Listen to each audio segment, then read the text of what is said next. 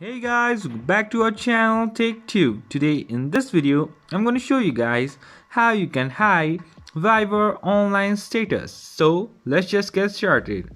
I'll be teaching you guys a very easy step. So just follow me guys. Firstly, what you need to do is just go to your Viber and then go all the way down where you can find more options. And then from here, just go to your settings, and over here you'll be having options which says privacy. Just below account and just above notifications, just go over there and go a bit down, or on second you'll find this share online status.